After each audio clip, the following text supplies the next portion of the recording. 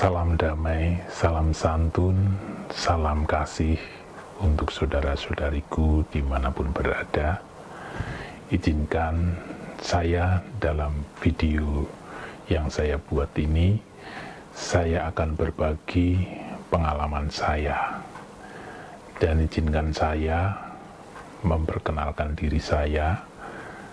Saya bukanlah seorang yang pandai atau pintar dalam hal-hal klinik atau hal-hal ilmu atau ilmu kanuragan atau ilmu kebatinan.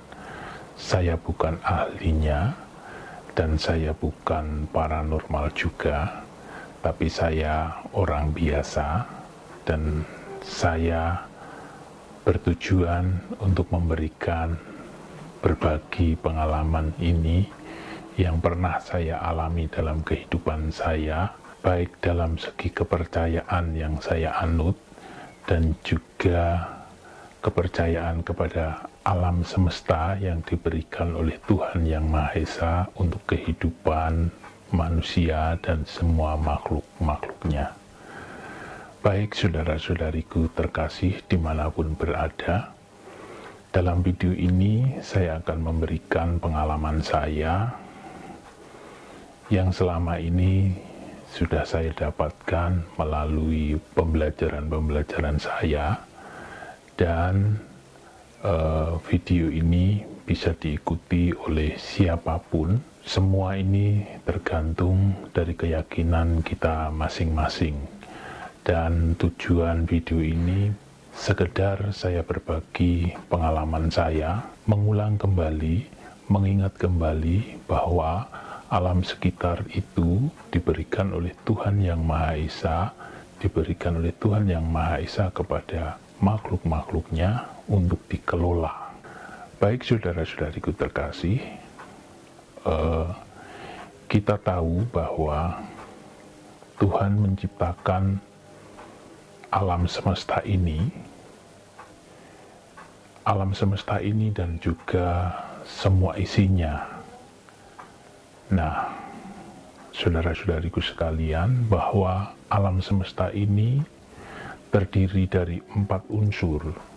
Unsur pertama yaitu unsur tanah, unsur api, unsur air, unsur angin, ditambah aether menjadi 5. Unsur tanah yaitu sebagai perbukitan, daratan, dan pegunungan, dan juga benda-benda keras yang ada di alam. Dan unsur api adalah semua yang bersifat panas di dalam dunia ini, dan juga unsur air. Unsur air adalah unsur yang mencair atau ya cair yang ada di muka bumi ini. Dan unsur udara merupakan angin atau contohnya angin topan dan sebagainya, dan juga angin merupakan sebagai kehidupan untuk makhluk yang ada di dunia ini.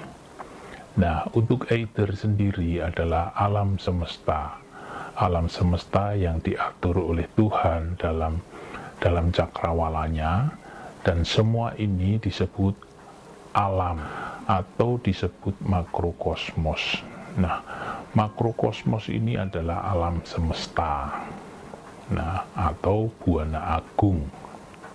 Nah, apa kaitannya dengan makhluk Tuhan? Makhluk Tuhan yang paling sempurna adalah manusia, yang diberikan derajat martabatnya tertinggi dari ciptaan-ciptaan lainnya. Nah, oleh karena itu, manusia pun juga ada 4 unsur itu, yaitu unsur tanah, unsur air, unsur api, unsur udara, dan unsur angin. Raga manusia, yaitu daging dan semua yang keras di dalam tubuh manusia, seperti tulang dan lain sebagainya. Nah, untuk api adalah suhu di dalam manusia, baik suhu secara fisik maupun suhu dalam rohani. Nah, untuk udara adalah sebagai kehidupan manusia bisa menghirup oksigen, supaya manusia bisa aktif. Nah, dalam unsur air juga manusia terdiri dari 80% adalah air. Air juga digambarkan sebagai darah dan juga cairan lainnya yang ada di dalam tubuh kita. Nah, pada alam digambarkan adalah air zat-zat mencair di dalam alam sekitar. Nah, begitu juga ada aether, yaitu vakum, artinya vakum di dalam dunia ini.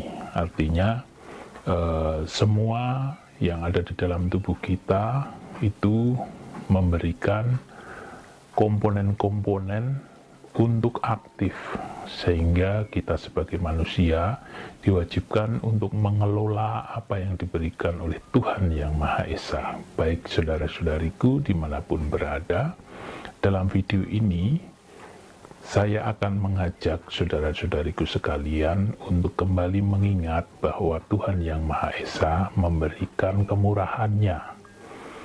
Kita sebagai manusia, kita kembali melihat, merefleksi diri kita untuk jauh-jauh hari dari pengalaman-pengalaman orang tua yang terdahulu, yang mungkin pada zaman modern saat ini mungkin banyak sekali juga sudah dilupakan. Tetapi untuk bagi saya pribadi, saya tidak akan melupakan itu, dan memang ada kaitannya dengan sifat-sifat manusia dan juga semua keberuntungan maupun kemalangan. Nah, semua di situ ada perhitungan-perhitungan dari nenek moyang kita zaman terdahulu. Baik saudara-saudariku sekalian, dalam video ini saya akan menjelaskan bahwa di dunia ini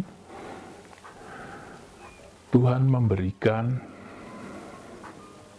alam semesta dan juga memberikan waktu kepada setiap manusia. Nah, alam itu diberikan waktu dalam bentuk tahun, bulan, minggu, dan hari. Nah, berkaitannya dengan kelahiran manusia, di mana manusia dilahirkan pada waktu, pada hari, pada bulan, dan pada tahun tertentu.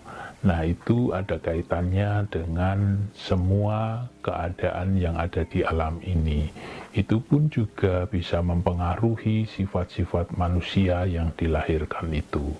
Menurut pengalaman saya, hitungan-hitungan dari para orang tua yang terdahulu, mereka sangat akurat karena memberikan pelajaran bagi saya terutama untuk kembali mempercayai bahwa Tuhan itu maha adil, Tuhan itu maha besar, sehingga setiap apa yang ada di dunia ini manusia diwajibkan untuk mengolah apa yang sebenarnya menjadi misteri di dalam kebesaran Tuhan ini.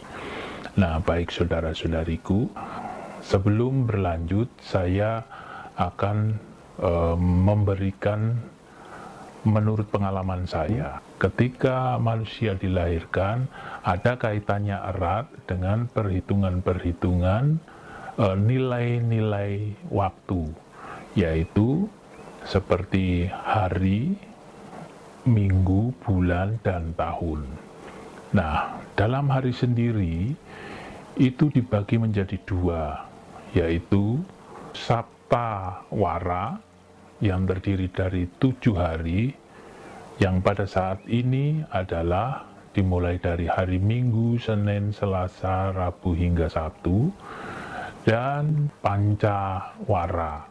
Pancawara ini sangat dipercayai oleh orang-orang tua zaman dahulu, yaitu hari pasaran yang terdiri dari Umanis atau Legi, Paing, Pon, Wage, Kliwon. Nah, di dalam unsur hari itu, manusia yang terlahir akan terpengaruh di dalam perhitungan hari itu. Dan juga dalam tahun itu dipengaruhi juga yang disebut dengan wuku. Dalam setengah tahun ada 30 wuku.